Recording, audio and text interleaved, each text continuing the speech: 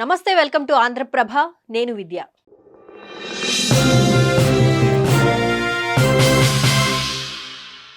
దేశంలో రాజకీయాలు జాతీయ స్థాయి పార్టీల నుంచి ప్రాంతీయ పార్టీల వరకు ఆయా ప్రాంతాలను బట్టి రాణిస్తూ ఉంటాయి. ఇందులో ఎక్కువగా వారసత్వ రాజకీయాలే కొనసాగుతున్నాయి. అయితే వారసత్వం వేరు, నాయకత్వం వేరు. కానీ వారసులే నాయకులుగా రాణించాలంటే మాత్రం ముందుగా వారు తమ సత్తాను నిరూపించుకోవాలి. అలాగే వాళ్లను ప్రజలు ఆమోదించాలి. అలా అయితేనే వారసత్వ రాజకీయాలను కొనసాగించగలరు. ఇక ప్రస్తుతం దేశంలో వారసత్వ రాజకీయాలు కొనసాగిస్తున్న జాతీయ, ప్రాంతీయ పార్టీలేంటి, ఎలా రాణిస్తున్నాయనేది ఇప్పుడు చూద్దాం.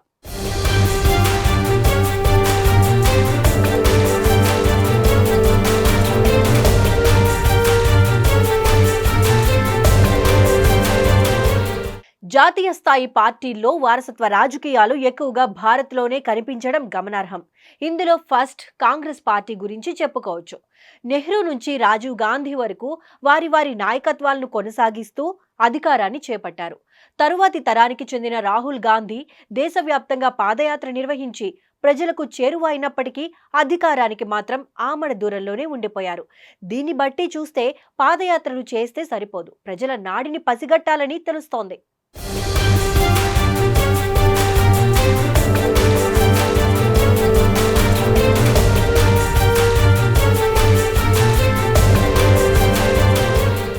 ఇక ప్రాంతీయ పార్టీల విషయానికి వస్తే వీటిలో ముఖ్యంగా ఏపీలోని తెలుగుదేశం పార్టీ 43 ఏళ్ల ప్రస్థానంలో ఎన్నో ఒడిదుడుకులను ఎదుర్కొన్నప్పటికీ నిలదొక్కుని రాణిస్తోంది.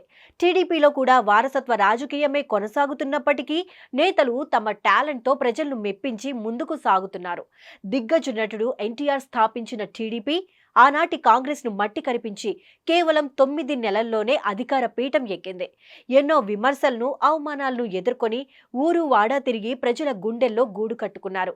అధికారంలోకి వచ్చిన తర్వాత ఎవరు ఊహించని విధంగా ప్రజలకు సంక్షేమ పథకాలను అందించారు. అది ఆయన క్రెడిబిలిటీ.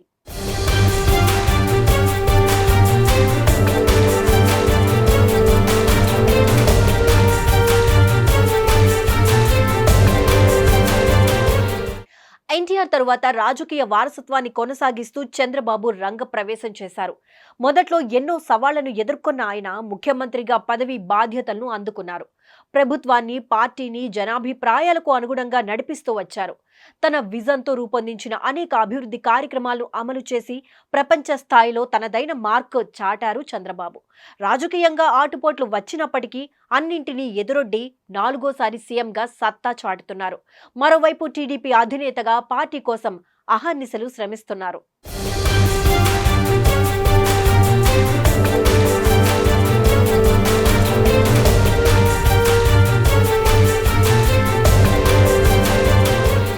ఇక తాజాగా టీడీపీలో 3వ తరం నాయకత్వం తెరపైకి వచ్చింది. ఆయనే చంద్రబాబు కుమారుడు నారా లోకేష్. యువనేత.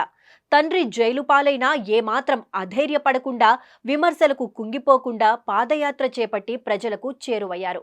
ఎన్టీఆర్ వారసత్వాన్ని నిలబెట్టగలడన్న నమ్మకాన్ని సాధించారు. ప్రస్తుత ఆధునిక ప్రపంచంలో సాంకేతికత ఎంత ముఖ్యమో, వాట్సాప్ ద్వారా సమస్యలను ఎలా పరిష్కరించుకోవచ్చో చేసి చూపించిన వ్యక్తిగా పేరు గడించారు.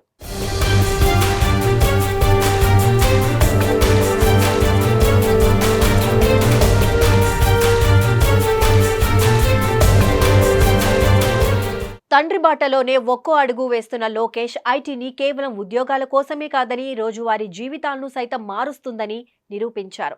ఈ క్రమంలోనే తండ్రికి మించిన తనయుడిగా గుర్తింపు పొందారు. వారసత్వం అంటే అధికార పీఠం కాదని, సామాన్యుడి సంక్షేమం, అభివృద్ధిని పెంపొందించడమని సరికొత్త నిర్వచనం చెప్పారు. కానీ దక్షిణాది నుంచి ఉత్తరాది వరకు పలు రాష్ట్రాల్లోని చాలా ప్రాంతీయ పార్టీలు వారసత్వాన్ని హక్కుగా భావించి ఆఖరికి కనుమరుగైపోయాయి.